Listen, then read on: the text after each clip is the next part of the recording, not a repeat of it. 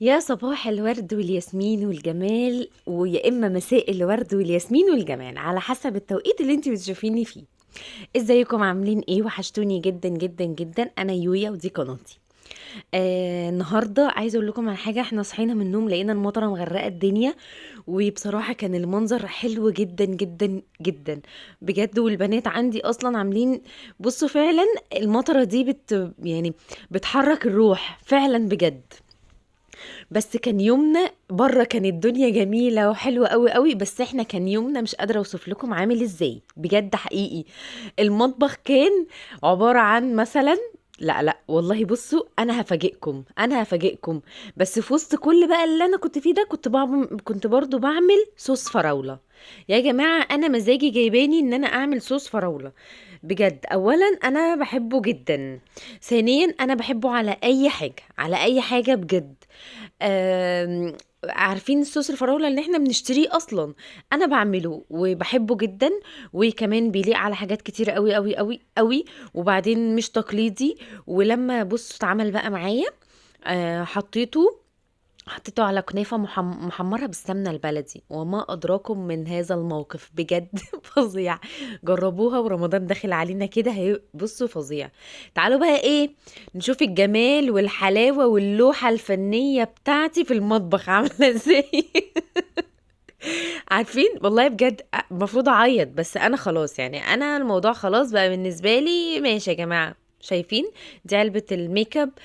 زمان كانت عمتي جايباها لي، وبناتي الحمد لله كسروها اتنين الحمد لله. المطبخ كان صعب جدا جدا جدا بجد، بطريقة بشعة. كل ده كان يوم واحد والله، ده مش يومين تلاقي، لا لا لا أنا ما عنديش الكلام ده، بس كل ده كان يوم واحد. بصراحة مش فاكرة كان فيا ايه، ولا تعبانة، ولا عندي ايه، مش فاكرة فعلا. المهم ان احنا ايه، هنعمل المعركة دي وهنتوكل على الله وعادي جدا مفيش مشكلة. بس السؤال بقى بجد اللي كان محيرني، اللي هو فعلا كده انا هبتدي منين؟ هعمل ايه؟ مش عارفة. نرجع بقى تاني لصوص الفراولة. صوص الفراولة ده انا بعمله ازاي؟ بحط الفراولة وبحط عليها سكر وبسيبها هي بتنزل ميتها لحد ما بتستوي تماما تماما تماما. عندك هاند بلندر اضربيها بيه، تمام مفيش اي مشكله. مش عايزه تضربيها بيه، عايزاها قطع خليها قطع برضو مفيش مشكله، عادي جدا زي ما انت حابه. ما عندكيش هاند بلندر اضربيها في الخلاط برضو مفيش مشكله. عايزاها تبقى ناعمه خالص بيوريه زي ما بقولك، عايزاها يبقى فيها قطع خليها زي ما هي كده، وهي بيبقى فيها قطع اهرسيها بس كده بالشوكه شويه علشان يبقى الموضوع قطع خفيفه قوي قوي قوي، ما تبقاش كبيره بحجمها. بس عايزه اقول لكم بجد والله هو بيبقى حلو قوي قوي قوي. عايزه بقى تدلعيه شويه، حطي له مثلا كيس جيلي، كيس جيلي فراوله. عايزه تدلعيه اكتر، شوفي عايزه بقى تخليه اصلا مربى، سيبيه يغلى كتير كتير كتير، وحطي على حسب الكميه جيلي. وحطي كمان معلقه ملح ليمون صغيره برضو، بتبقى بقى مربى ما فيهاش كلام. طبعا كلنا اصلا بنحب الفراوله، فانت عادي ممكن تشكليها زي ما انت عايزاه، بس انا عشان بعمل حلويات كتير فببقى عايزه صوصات على الحاجه. واوقات مثلا والله بعمل مثلا اي حاجه كده بالليل واروح حاطه عليها صوص فراوله، وبنبقى اكلنا حاجه حلوه والموضوع بيبقى لذيذ. ان شاء الله باذن الله هوريكم اكيد يعني آه، انجازاتي في الحاجات دي.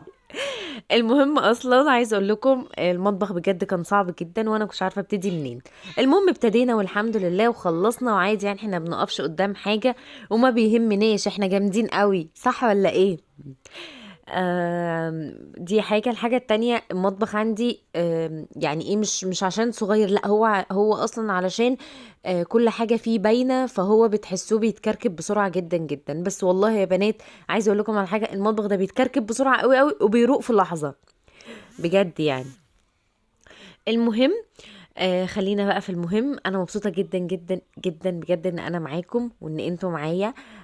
الكومنت بتاعك بيفرق قوي قوي قوي معايا بجد، وبيرفع كده من روحي المعنويه.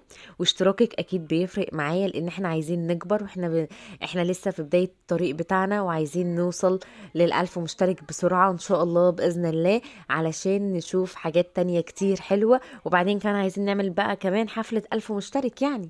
ف ان شاء الله باذن الله، انا واثقه في ربنا وواثقه فيكم ان انتوا اكيد اكيد هتفرحوني، وهنوصل ان شاء الله باذن الله مش للالف، لل100,000 ان شاء الله باذن الله. بحبكم جدا، وبحب كل واحد سأل عليا. بجد. طبعا معانا ناس جديدة ومعانا ناس قديمة، والقدام عارفين طبعا هم عندي ايه، والجداد اهلا وسهلا بيكم، انتم منوريني وفوق راسي بجد. واي حاجة عايزيني اعملها ابعتولي في الكومنتس، انا هرد عليكم وان شاء الله باذن الله. هسيب لكم كمان لينك الانستجرام بتاعي برضو. شوفوا عايزين برضو تبعتولي، عايزين تكلموني، انا تحت امركم. الحمد لله في ناس كتير موجودة معانا صحابي، ربنا يا رب كده يبارك لي فيهم ويخلينا لبعض. آه عايزة اقول لكم حاجة تانية بجد. اللي اتعود على التصوير واللي اتعود على الحياة دي ما بيعرفش يوقفها بسهولة، يعني فعلا بجد كانت نفسيتي وحشة جدا. بس عايزة اقول لكم على حاجة فعلا ما كنتش واخدة بالي ان هو السبب. اول ما ابتديت ان انا اصور واول ما ابتديت اكون موجودة حسيت ايه ده، ايه ده يا جماعة، ده في ايه؟ انا نفسيتي كانت بسبب ده، معقول؟ فبجد والله ربنا يبارك لي فيكم يا رب العالمين، تسلمولي. عايزه اقول لكم كمان امي ربنا يخليها ليا، ما اقدرش ابدا ابدا ابدا بجد انسى اي حاجه هي بتعملها عشاني وما زالت بتعمل عشاني. ماما كانت عارفين الجندي المجهول، والله العظيم بجد، يعني حقيقي امي دي الجندي المجهول اللي في حياتي. كانت على طول بتكلمني وتقولي توكلي على الله واعملي وكده. وبالنسبة للناس الجديدة، أنا كان عندي قناة واتقفلت، والحمد لله قدر الله وما شاء فعل، وأنا مش زعلانة، ده نصيب. وإحنا كل الحكاية إن إحنا بندردش مع بعض مش أكتر. فكانت دايما ماما تقولي لأ، وحبايبنا بصراحة كتير يلا يا يويا اعملي وتوكلي على الله، وانتي حبايبك موجودين، والحمد لله فعلا فعلا حبايبي موجودين وبيزيدوا وهيزيدوا ان شاء الله بإذن الله. عايزة أشكر كمان بجد يارا شانل، جدا جدا جدا، وعالم منا وميادة وقفوا برضو جنبي كتير. بشكركم بجد من قلبي. بشكر كل حد بجد جه في يوم من الأيام وكان جنبي في وقت صعب جدا جدا جدا. الهيرو بتاعي أكيد محمد جوزي بصراحة، ده الهيرو بتاعي. آم، بجد يعني ماي باك، فعارفين بجد والله محمد حاجة مهمة جدا جدا جدا في حياتي. ربنا يا رب يحفظهولي ويبارك لي فيه ويخلي لنا بناتنا يا رب. الرغي خدنا وقعدنا نتكلم نتكلم نتكلم، وشفتوا خلصنا. احنا النهاردة هنعمل بقى حاجة مع بعض حلوة قوي قوي قوي قوي. عادي، بصوا يعني الصوت البعيد ده وصوت نجمة، فده عادي يعني. احنا نعمل حاجة حلوة قوي قوي قوي. هنعمل كيك. كان بصراحة البنات عندي بقالهم كام يوم ما كلوش كيك، فعملنا كيك عادي جدا مفيهوش اي حاجة، بيزك يعني. سهل وجميل، وفعلا بجد طعمه بيبقى حلو قوي قوي. وعايزه اقول لكم على حاجه بجد، انا دايما من الناس اللي بستخف الكيكات اللي هي بالزيت، مش بستخف الكيكات المافن والحاجات اللي هي بالزبده. عملناه تمام، وعملنا الكيكة وفرحنا البنات برضو والحمد لله. كان لازم بجد اعمل لهم حاجة حلوة، لاني هما مش متعودين خالص خالص على كده، ان احنا نقعد كام يوم ما نعملش اي حاجة. وعلى فكرة هنا ما كانش لسه العجان محمد جابولي، الفيديو ده قديم شوية. لكن ان شاء الله باذن الله باذن الله الفيديو هتستنوا فيديو بقى وانا بجرب العجان، وهقول لكم كمان رايي فيه وايه اللي هيحصل بالظبط، والموضوع هيبقى عامل ازاي ان شاء الله باذن الله. وان شاء الله يبقى حلو كده، ونعمل بقى حاجات كتير كتير كتير كتير مع بعض، مخبوزات بقى وحلويات. وبصوا هدلعكم هدلعكم بجد، واكيد هدلع بناتي. بمناسبة بناتي، أنا عندي نغم ونور ونجمة. نغم في جريد 1 ونور في كي جي 2، ونجمة ده القرد الصغنن بتاعي الشمبانزي اللي في البيت. عندها 3 سنين، ربنا يحفظها ويحميها يا رب.